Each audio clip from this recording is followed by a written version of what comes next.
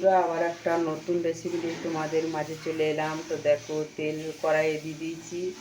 তেলটা গরম হয়ে গেলে দেখো পাঁচফোড়ন দিলাম, আর দেখো তেজপাতা দিলাম।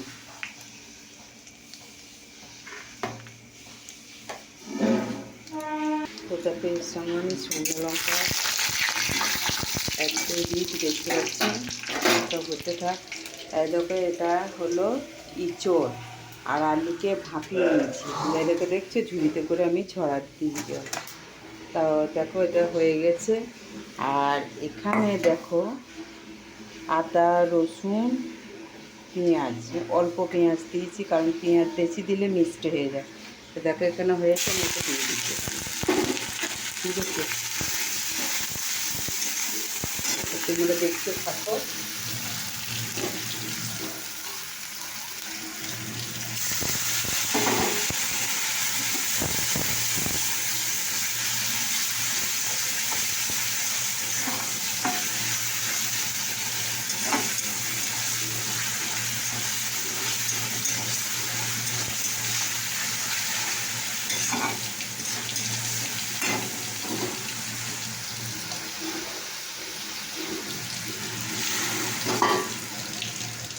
তো তোমরা দেখতে থাকো, এখানে কষা হচ্ছে। এখন মশলা আদা রসুন দিয়েছি, আর এদিকে দেখো একটু হলুদ দিয়ে দিলাম, আর একটুখানি দিলাম,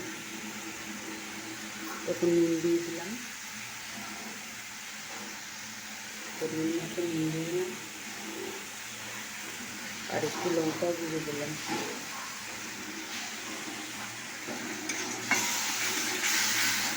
তাতে এবারে কষা হবে ভালো করে।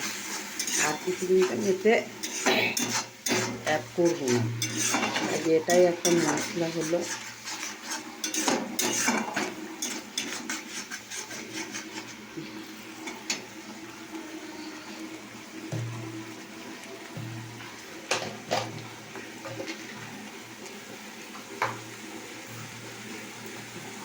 অল্প একটু চিনি দিয়ে দিলাম।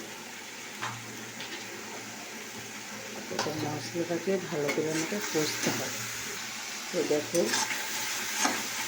এরকম মশলা কষা হচ্ছে, দেখতে পাচ্ছি তেল ছেড়ে গিয়েছে। সর্ষে এটা দিয়ে এবার নেড়ে নেবো। তো দেখো আমার এটা মশলা দিয়ে নাড়া হয়ে গেছে, এবার আমি তেল ঢেলে দেবো। দেখতে পাচ্ছেন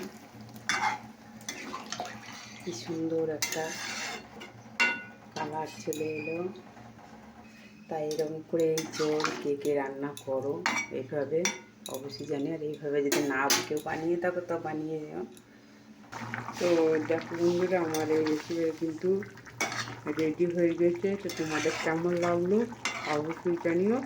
তো এরকম কতটা দেখছো বেড়াতে ডান মারছি, সকালবেলায় রেকর্ডটা করছি, বুঝতে পারছো? তো তোমাদের কেমন লাগলো অবশ্যই কমেন্ট করে জানিও।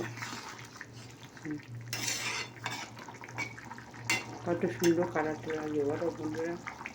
তো দেখো এটিকে আমি চাও চাকরি, তো অবশ্যই কমেন্ট করে জানিও।